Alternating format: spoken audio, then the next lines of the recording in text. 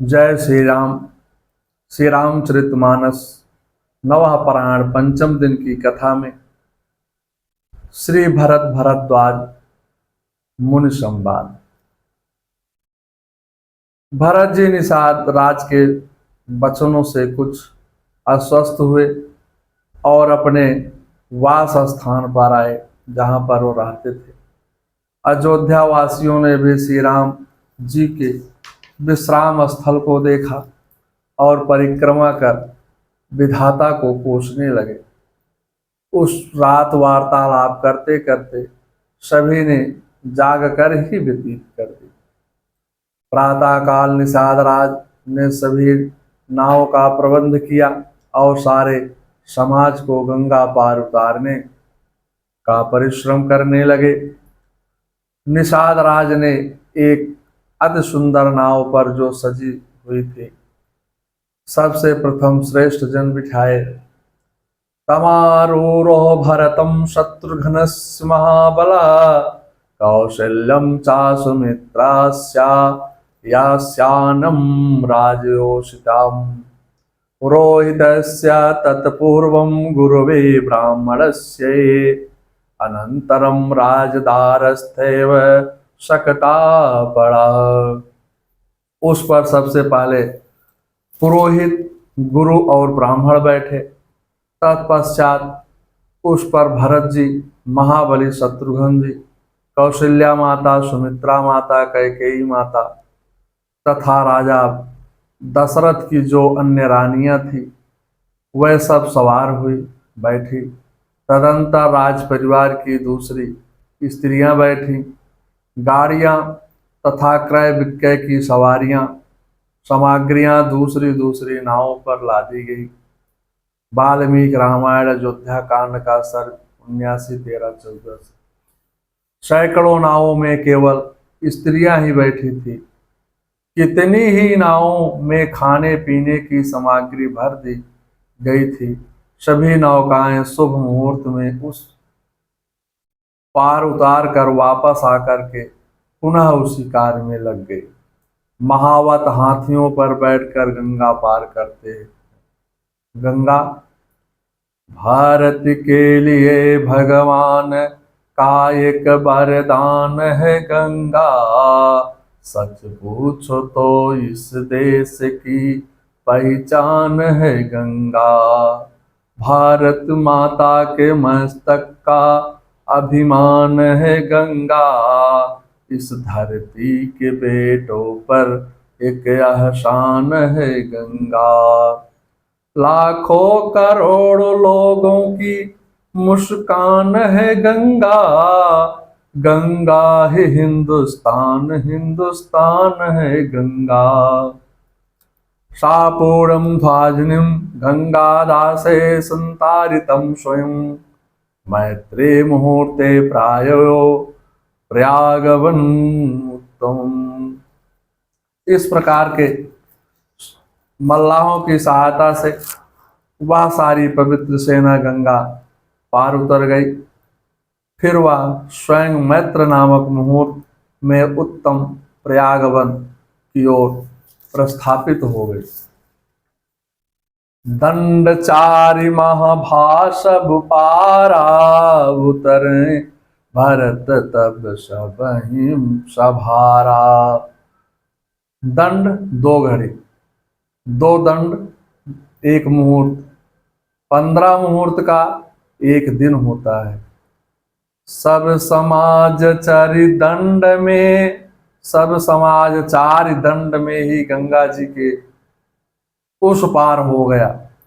भरत जी ने वहां जाकर सबको संभाला, सबको सबकी सार संभाल कर करके भरत जी प्रातः काल की क्रियाएं करने लगे। फिर माताओं को प्रणाम करके निषाद के सेवकों, रास्ता जानने वालों को आगे करके कटक को आगे बढ़ा दिया। गंगा जी को प्रणाम करके सेवकों को बार बार निवेदन करने पर भी घोड़ों पर न चढ़कर वह पैदल ही चलने लगे।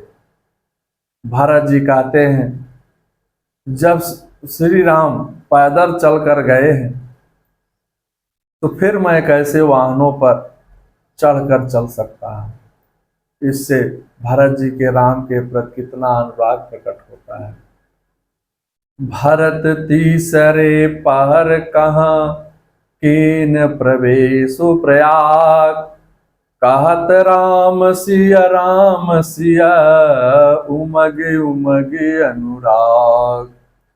प्रेम में उमग उमग कर सीताराम सीताराम कहते हुए भरत जी ने तीसरे पहर प्रयाग में प्रवेश किया।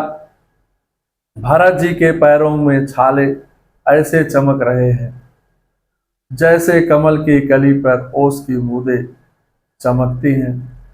भरत जी आज पैदल आए हैं, इसे सुनकर सभी दुखी हुए। त्रिवेणी का दर्शन करने का सारा समाज स्नान से निवृत्त होकर जा रहा है।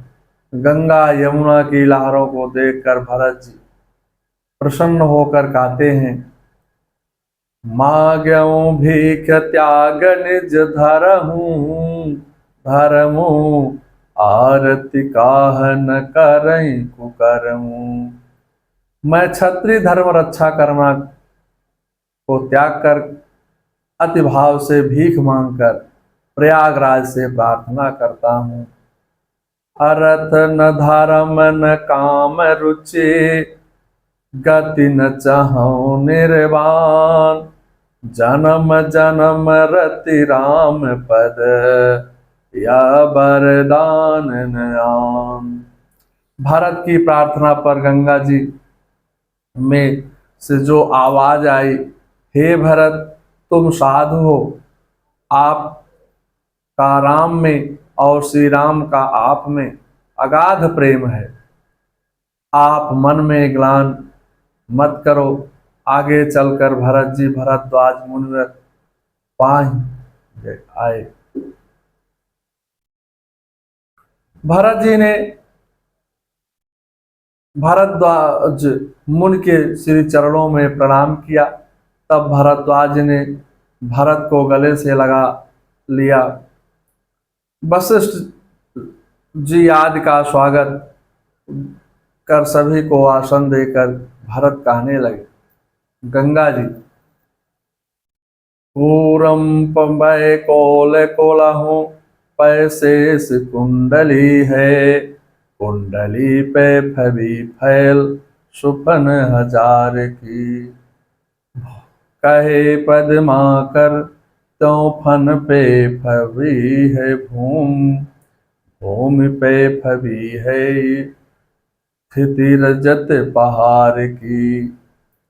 रजत पहाड़ पर शंभु सुर नायक है, शंभु पर ज्योति जटा जूट पे अपार की। शंभु जटा जूट ना पे चंद की छटी है छटा, चंद की छटान पे छटा है गंगाधर की। मुहूर्त रौद्र शार्पस्थम मैत्रम पत्रो वाशवम एवच, आप्यो अवस्थम ब्रह्मा प्रयो अस्तस्तव च, इंद्राग्नोरितम वारुणाभ्यम भगे, एते आय कर्मसो गेया मुहूर्तम 10 पंच। मुहूर्तम आचार्य बृहस्पति ने 15 मुहूर्त बताए हैं। पहला है रौद्र, दूसरा है शार्प, तीसरा मैत्र, चौथा पैत्र, पांचवा वासव, छठा आप्स, सातवां वैश्य, आठवां ब्रह्मा, नौवां प्राच्य, 10 ईश, 11 इंद्र, 12 इंद्राग्न और 13वां नैऋत्य, 14वां यरमल, 15 भगी। सोसरोम यमित्रम कौशल्यानंदवर्धनम, भ्राता चा संभार्यो यस्त्रिम प्रवाजितो वनम, नियुक्तम स्त्री निमित्तेन प्रेत्ता यस्यो महायसा वनवासी भवेतीयं समाकिल चतुर्दशम कंचनम तस्या पापस्य पापं कर्तुं हेक्षत कंटकं भोक्तुमनाराज्यं तस्यानुजस्य। जो शत्रुओं का नाश करने वाला है, जिस आनंदवर्धक पुत्र को कौशल्या ने जन्म दिया है, तुम्हारे पिता ने स्त्री के कारण जिस महायशस्वी पुत्र को 14 वर्षों तक वन में रहने की आज्ञा दे करके उसे भाई और पत्नी का साथ दीर्घ काल के लिए वन में भेज दिया है, उस निरपराध श्री राम और उसके छोटे भाई लक्ष्मण का तुम आकंटक राज्य भोगने की इच्छा से कोई अनिष्ट तो नहीं करना चाहते हो। वाल्मीकि रामायण अयोध्या कांड का सर 90-11-13 से। भरद्वाज जी की ऐसी दुख भरी वाणी सुनकर भरत जी की आंखें डगमगा आई, डबडबा आई और लड़खड़ाती वाणी से कहने लगे, हे मुनिवर, आप त्रिकालदर्शी होते हुए भी यदि मुझे ऐसा समझते हैं तो मैं तो हर तरह से मारा गया। श्री राम के वनवास में मेरी तरफ से कोई अपराध नहीं हुआ है। न है चैत्यदिष्टम माता में यदि वोचम अनंतरे नामेतम तुष्टस्या न तदवचनम आददे अहम तो तम नरव्याधम उपायतम प्रसाद का प्रतिने तुम अयोध्यायम पादो अस्याम भी वनंदितम। मैं तो उन महापुरुष सिंह श्री राम को प्रसन्न करके अयोध्या से लौटा लाने और उनके चरणों की वंदना करने के लिए जा रहा हूँ प्रभु जी। वाल्मीकि रामायण अयोध्या कांड का सर 90, 16 और 17 से। भरत जी का ऐसा भाव देख करके, भरत जी के इस कथन को सुन करके भरद्वाज जी कहने लगे, हे भरत, हमने सब समाचार जान लिया है। विधि के विधान के आगे किसी का कोई बस नहीं चलता है। आप ग्लानि मत करो हे पुत्र। यदि महाराज आपको राज देते हैं तो कोई कष्ट नहीं था, परंतु कैकेयी ने श्री राम, सीता जी और लक्ष्मण जी को वन में भेज करके अनर्थ कर दिया। अब रानी भी पश्चाताप कर रही है। यदि आप राज्य करते हैं तो भी तुमको दोष नहीं लगता।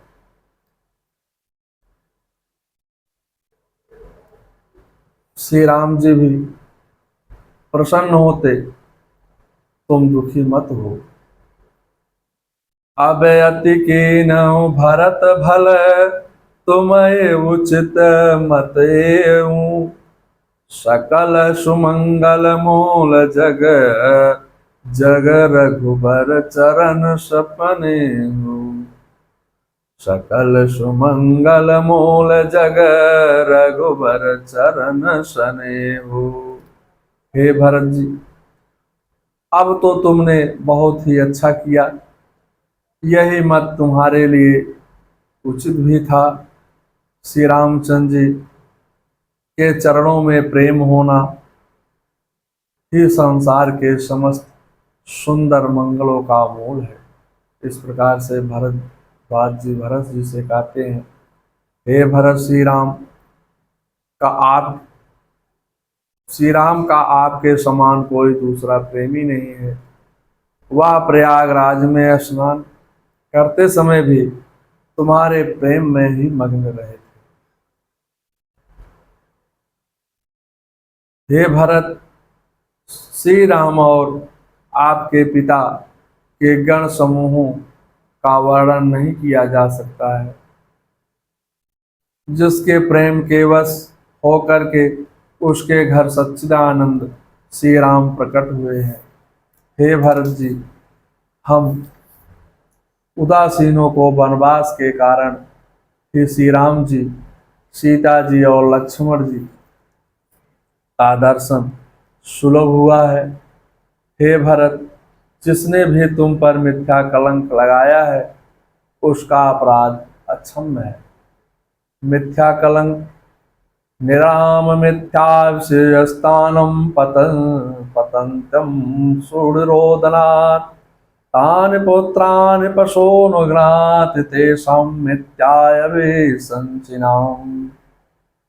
ब्रह्महत्यासु रूपाणि अस्ते गुरुवङ्गनामगे दृष्टं वै शोधनं वृद्ध्यैनास्तं मिथ्याभिसंसिनिम्। पद्म पुराण स्वर्ग खंड 55, 41 और 42 से। जिन पर झूठा कलंक लगाया जाता है उनके रोने से आंसू निकलते हैं। वह मिथ्या कलंक लगाने वाले के पुत्रों पर पशुओं का विनाश कर डालते हैं। ब्रह्म हत्या, सुरापान, चोरी तथा गुरु पत्नी गमन आदि पापों से शुद्ध होने का उपाय तो महापुरुषों ने देखा है, परंतु मिथ्या कलंक लगाने वाले मनुष्य की शुद्धि का कोई उपाय नहीं देखा है। भरद्वाज जी के वचनों को सुनकर भरत जी ने कहने लगे, हे मुनियों, तीर्थराज प्रयाग में बनावटी शब्द कहना अपराध है।